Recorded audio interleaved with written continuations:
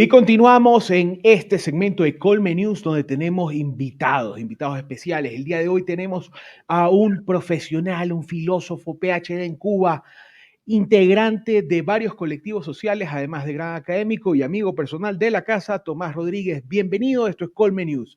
¿Cómo estás, Tomás? ¿Cómo te va? ¿Qué tal, Andrés? Muchas gracias por la invitación, a las órdenes. Mira, disculpa la alegría con la que encaro esta entrevista, porque siempre es una alegría, siempre es grato ver a los amigos, pero vamos a tocar temas muy serios, muy serios y algunos de esos crueles y otros fúnebres. Quiero empezar un poco haciendo mención a algo que he tenido la espina enterrada durante toda la semana, aquí en la yugular. Falleció Enrique Dussel, filósofo, al igual que tú, eh, importantísimo para la construcción del pensamiento latinoamericano, importantísimo su pensamiento de la decolonialidad, importantísimo pensar que el hombre nació en Argentina y se nacionalizó en México y que es un digno representante de toda lo que ahora conocemos como la patria grande. Cuéntame cuál ha sido tu sentir acerca de la muerte de este grande del pensamiento latinoamericano y mundial como Enrique Dussel. Sí, bueno, no creo ser ni el 1% de Enrique Dussel. Una pequeña acotación, mi querido Andrés, de la descolonialidad. Aunque Perdón, pareciera que esto tienes. es muy importante, porque cuando le quitas la S, es Ujú. el truco de la posmodernidad neoliberal que parte del prefijo de para al final no destruir nada, sino partir de. Ok. Decolonialidad es asumir que se parte de un discurso colonial. Y lo que planteaba justamente Enrique Dussel es la descolonialidad. Es por completo romper todas las ataduras de la construcción colonial que fue heredada, entre comillas heredada, más bien impuesta, por la metrópoli española. Entonces, en medio del activismo de la causa palestina que conoces, que tengo, he dado muy poco a la reflexión respecto a este gran filósofo, Enrique Dussel, padre de esa filosofía latinoamericana con otros autores en Argentina a inicios de la década del 70, y que hizo reflexiones muy interesantes hasta en estos días que murió, ¿no? Como todo gran filósofo muere pensando. Creo que Enrique Dussel debe ser colocado sobre todo en tres grandes dimensiones, como todo verdadero filósofo neomarxista latinoamericano entendía que el ser humano no es ese ente hiperfragmentado que quiere el neoliberalismo posmoderno, ¿no? Que saca licenciados en economía, convención, economía austriaca y experticia en procesos liberalizaciones de la economía. O sea, no, Enrique Dussel habló muchísimo sobre la cultura, sobre la educación y sobre la economía. O sea, ese es el gran, yo le diría sin duda, el gran Leonardo da Vinci de los últimos 50 años de Latinoamérica, porque sus aportes no solamente fueron para la filosofía, sino para la cultura, también para la economía y la educación. Entonces, en esas tres áreas que yo te propongo, no sé cuál de las tres, y además la filosofía, que es la cuarta, quisieras que profundicemos. A mí me interesaría tu opinión como filósofo, Muy bien. porque la gente a veces no entiende qué es esto de la filosofía, esa necesidad de pensar y repensar antes de hacer, que yo lo comparo en mis metáforas bucólicas con que los filósofos son para el pensamiento como los arquitectos para las construcciones. Sí, sí, sí. Digo, como para que se entienda algo al final. Sí, sí. A ver, la filosofía, que además de esa definición común que es la madre de todas las ciencias, es la ciencia que piensa las ciencias, ¿no? Y es la ciencia que se piensa a sí mismo y sobre todo la ciencia que medita cómo es la relación del sujeto con el objeto. Y esa relación tiene 200 caminos. No hay un camino filosófico. Hay solamente en Occidente 200 caminos filosóficos para entender la piedra filosofal, ¿no? La relación entre sujeto y objeto. Para Enrique Dussel, y eso es lo fantástico, hibrida con la filosofía andina este pensamiento, y escuchemos que esto es genial, entre sujeto y objeto. Para Enrique Dussel, esta relación sujeto y objeto no se da con una distancia en que el sujeto tiene adentro la conciencia y la relación material está por fuera. Para Enrique Dussel, que coge un poco esto de Sartre, la conciencia está fuera, pero la materia también tiene parte de esa conciencia y hay una relación implícita. Para decirlo en pocas palabras, Enrique Dussel alimenta y teoriza la filosofía latinoamericana que nos permite entender que no hay esa partición entre conciencia y materia que hay en la filosofía occidental. Enrique Dussel tenía todo para ser la gran estrella filosófica occidental de América y sin embargo construye un pensamiento filosófico que fortalece las pautas de la filosofía andina, genera una filosofía liberadora del sujeto que está en el centro, porque para Enrique Dussel no tiene sentido la posmodernidad en América Latina, porque hay un sujeto por hacerse, por emanciparse por completo, por liberalizarse. Así que si alguien acá considera que sí, una estética posmoderna y prefragmentada, no se acerque a Enrique Dussel, o por lo menos sepa que Enrique Dussel está en su antípoda. Enrique Dussel cree en el sujeto como un ente que no cosifica a lo que le rodea y tampoco se cosifica a sí mismo. El sujeto latinoamericano, latinoamericana, que busca una relación horizontal con las cosas que le rodean y con los otros sujetos. Para ello, el ser social, el ser, la materia y la conciencia no están separadas, sino en una bella amalgama y equilibrio. Eso en cuanto a los primeros ejes filosóficos. No sé si a partir de ahí tienes alguna pregunta. No, yo quería justamente esta reflexión pequeña para hablar de Enrique Dussel, porque el tiempo es breve en estos programas. En estos días estamos preparando un artículo que se acerca mucho a la descripción que tú has dado, lo está preparando un compañero mío de La Colmena, pero vamos a usar este insumo también para materializar un producto más global. Pero el motivo de haberte llamado fuera de la casualidad, sino la causalidad de esta llamada y de esta convocatoria es tu activismo por Palestina. Estamos viviendo tiempos muy difíciles para el mundo y yo reflexionaba en los días pasados de que ya una vez el mundo fue capaz de unirse para detener un holocausto. Sin embargo, está reaccionando tardíamente y lento mientras presenciamos un genocidio transmitido ya no en televisión, sino en live streaming. Lo tenemos en la palma de nuestras manos y sin embargo no he visto que el mundo haya reaccionado de la misma manera como lo ha hecho en el pasado ante otras injusticias como lo fue el holocausto en su momento. En este momento en que la franja de Gaza se constituye en un nuevo campo de concentración a cielo abierto de cientos de kilómetros, cuéntame qué es lo que están haciendo en Guayaquil, en Quito, porque hemos visto este fin de semana, este feriado largo, a lo largo del mundo, alrededor del mundo, en Washington, en Nueva York, en Yakarta, Indonesia, manifestaciones masivas de personas pidiendo un cese al fuego, pidiendo la paz inmediata en la franja de Gaza y una salida viable y pacífica para el pueblo palestino. ¿Qué se está haciendo en Ecuador? Queremos saberlo, Tomás. Sí, bien. Bueno, partir de que es complejo explicar 75 años de martirio y genocidio, pero por supuesto que con mucha pasión y con mucha también entereza se la puede hacer. Bueno, en Guayaquil hemos hecho 3 marchas, deberíamos hacer más, no es fácil. Es un tema que está Claro vetado que en no. los grandes medios de comunicación. Es un tema que siempre cuesta a la comunidad árabe, porque no solamente hay palestinos en Ecuador, sino también de otras nacionalidades.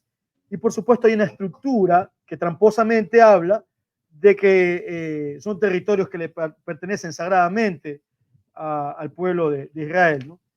Primero, porque esto es muy importante, ¿no? Quien te habla tiene un ADN 3.3% judío. Y sin embargo, debo recordarle a la gente que no es lo mismo ser judío que sionista. El sionismo Correcto. es el pensamiento político, social y cultural de la ultraderecha de Israel, que igual que el fascismo y el nazismo creen que por ser israelitas tienen más derechos que otros. Puedes encontrar videos de sionistas diciendo de que cada sionista judío merece tener 2.850 esclavos y que eso va a ser el futuro. A veces decimos eso pasa muy lejos. Andrés, en el Mundial de Fútbol de la FIFA Sub-20 en Argentina en abril, un tipo ondeaba la bandera de Israel y otro tipo en el partido Israel-Colombia ondeó la bandera palestina y fue apresado. Y Ok, ese ese mismo día, rápidamente esto, un tuit del presidente Gustavo Petro indicó, no puede ser un crimen cargar la bandera palestina como lo es en 100 países del mundo, porque hay una estructura que habla, ¿no? de que Israel quiere desaparecerlo. Israel tiene el quinto ejército más tecnificado del mundo. Palestina no tiene ejército. Y la Correcto. relación, por eso no hay que llamarlo guerra, sino genocidio. La relación de muertos es 75-1. En este momento que te escribo, que te hablo, perdón, el diario El País de España ya reporta 10.600 asesinatos de civiles en Palestina, de los cuales casi 5.000 son niñitos. La Wow. relación siempre es 100-1. Y no son pocas las voces que nos preguntamos cómo esa muralla tan tecnificada que Israel tiene sobre Gaza del 2006 de repente abrió sus puertas. Y más de 50 puertas se abrieron cuando el propio Ministerio de Defensa de Egipto desclasificó el documento hace 15 días de que le informó a la inteligencia de Israel que estaba pasando algo raro en movimientos de antes del 7 de octubre, que fue el ataque de Hamas. Pero que quede claro esto, ese pueblo que se hace llamar Israel y que está ahora en esos territorios, te aseguro, y se han hecho pruebas, que tiene mucho menos ADN judío que yo.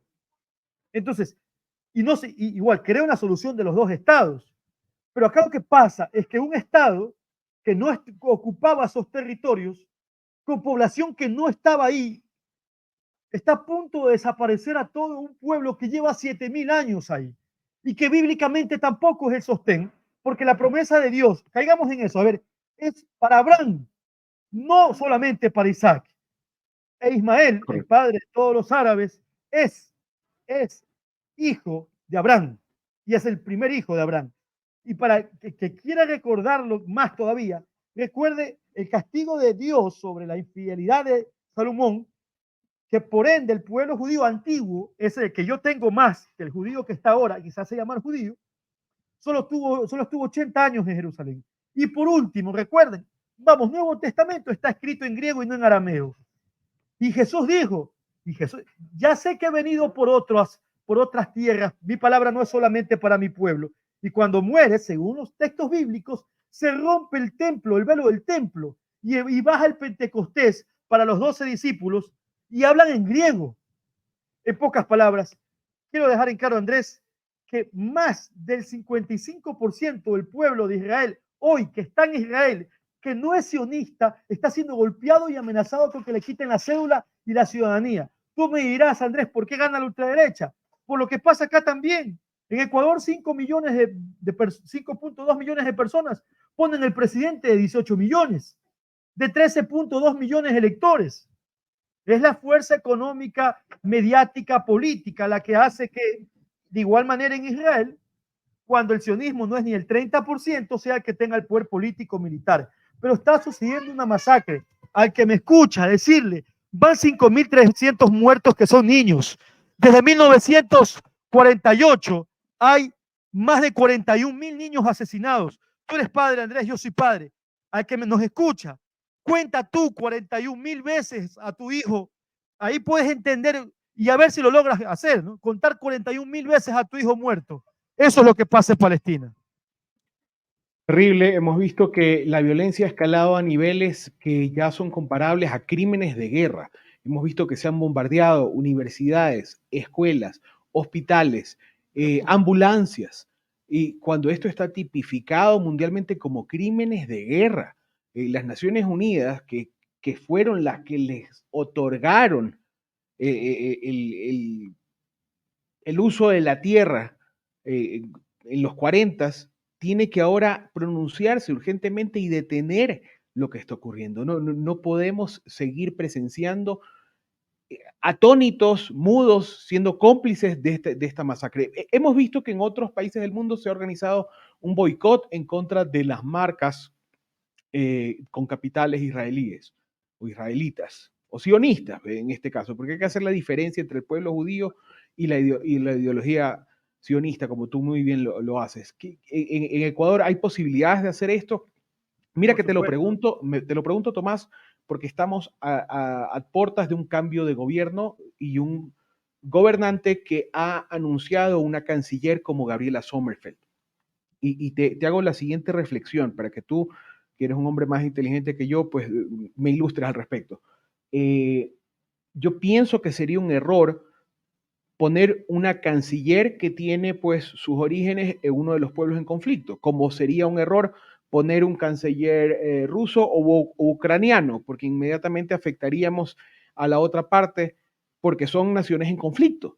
Y en la Cancillería, además de tener pues el comando de las relaciones internacionales del Ecuador, el voto en el Consejo de Seguridad de la ONU, también maneja la parte comercial y los agregados comerciales en todas las embajadas y consulados del mundo.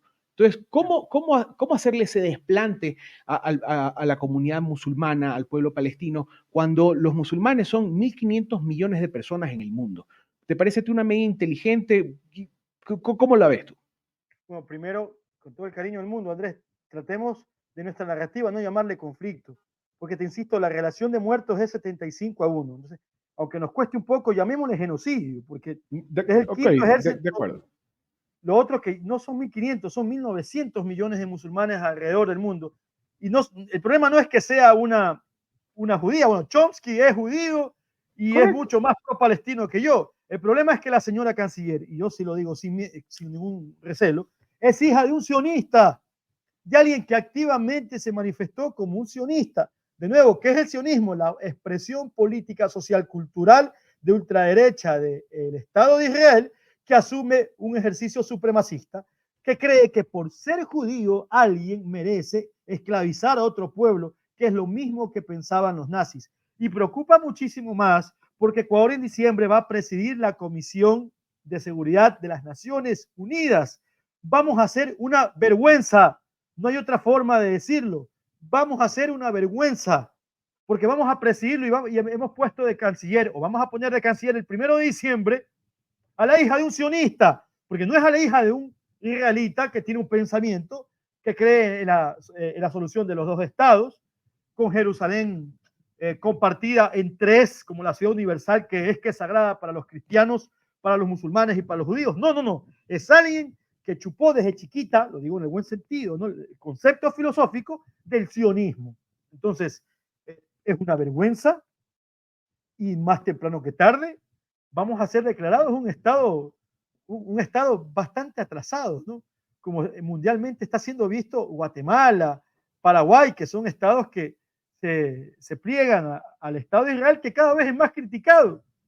Yo sé que hay mucho desencanto de que van 10.500 muertos, 5.000 muertos niñitos en 4 semanas, pero nunca antes el Estado de Israel, a pesar de tantos millones que invierte, a pesar que la propia iglesia evangélica me lo reconoció, porque soy alguien que está bastante cerca de la iglesia evangélica, que la embajada de Israel le entrega dinero a las iglesias evangélicas para hacer lobby, para hacer lobby. Entonces, contestando tu pregunta, Andrés, es una vergüenza que pongamos a la hija de un reconocido sionista como canciller sabiendo que en diciembre vamos a presidir la Comisión de Seguridad. Eso nos va a costar muchísimo en el ámbito geopolítico, en el ámbito comercial y en el ámbito financiero. De acuerdo, Tomás. Aquí en La Colmena somos comprometidos con luchar junto a las causas que nos parecen justas. Y la causa del pueblo palestino por alcanzar la paz, porque se ha reconocido como un genocidio y que se Paz con justicia. detenga. Exacto, necesitamos paz, con justicia y reparación, porque si no Exacto. hay reparación no puede haber perdón. No puede haber reconciliación de los pueblos. Y yo siempre me acuerdo del apartheid de Sudáfrica y cómo fue superado, pero fue superado con perdón, con reparación. Es la única manera, paz con justicia, si no, no puede haber nada. ¿Cuáles son las siguientes acciones Bueno, dentro del Ecuador? sí, primero el boicot a todo lo que sea corporación en rosado, que se jacta de mandar $100,000 al mes al Ministerio de Defensa de Israel. Boicot, porque eso colabora para que tu dinero, el que me escucha, no sirva para matar a un niño de Palestina. No Starbucks, bueno, acá no hay, no Nestlé, no Nescafé, no Coca-Cola, ni Sprite, ni Fanta, ni Pepsi, ni Evian, ni Tropicana, ni Gatorade. En comida, no vayamos a McDonald's, ni a KFC, ni a Maggi, ni a Doritos. Eh, y en cuanto a vestimenta, Levi's, Nike, Victoria's Secret, Calvin Klein, son marcas Giorgio Armani, En Sara cuanto a me la parece que industria, también estaba en la lista. Sara también, industria de la belleza, bueno, Nike también, la industria de la belleza, L'Oreal, Revlon y Johnson. Hacemos muchísimo, miren con qué poquito, ¿sí? Cualquier cosa me pueden ubicar, Tomás Rodríguez, yo soy parte de los grupos que formamos la comisión de boicot contra los productos que mandan dinero luego a Israel para luego que ese dinero sirva para comprar balas para matar niños en Palestina, como han matado 41.000 niños en 75 años. Me pueden ubicar en las redes sociales y ahí les puedo repetir las marcas. Es tan poquito lo que se puede hacer para ir minando ese ejercicio de genocidio, el más largo en la historia contemporánea de la humanidad. Ningún genocidio, ningún holocausto llevó 75 años como el que el Estado terrorista sionista de Israel lleva contra Palestina. Qué duro y qué difícil es escuchar estas cifras y es escuchar lo que está ocurriendo. Pero como comentábamos, no podemos ser indiferentes y vamos a seguir abriéndole espacios a gente que pertenezca a los colectivos, asistiendo a cubrir las marchas y dando todo el apoyo comunicacional a todas las iniciativas. Te vamos a invitar también, Tomás, para escribir sobre el tema en nuestro portal La Colmena. Todos los artículos que vengan de tu lado son siempre bienvenidos. ¿Tienes algo más que contar? Una cosa que decirle al presidente electo de la República, con mucho respeto, ¿no?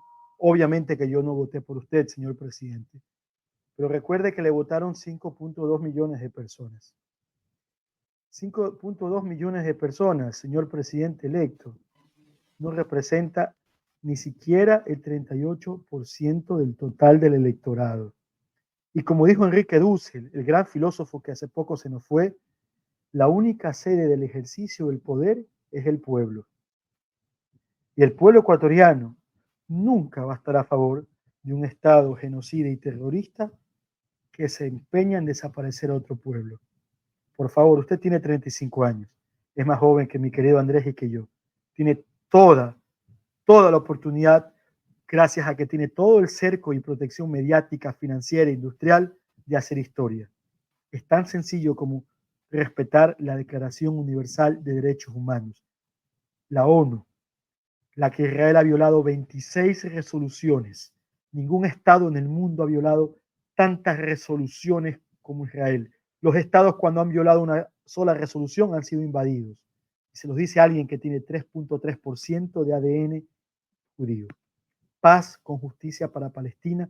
Señor presidente electo del Ecuador, no cometa un error colocando a la hija de un sionista para ser canciller y por ende presidir la Comisión de Seguridad de la ONU. Gracias, Andrés. Muchísimas gracias a ti, Tomás. Este fue Tomás Rodríguez, PhD, filósofo, activista social en pro del pueblo palestino. Paz, justicia y reparación para el pueblo palestino. Muchísimas gracias, Tomás, a ti por haber estado aquí en La Colmena junto a nosotros. Y nosotros continuamos en Colme News. Muchas gracias a ustedes por su amable sintonía. ¿Qué ves?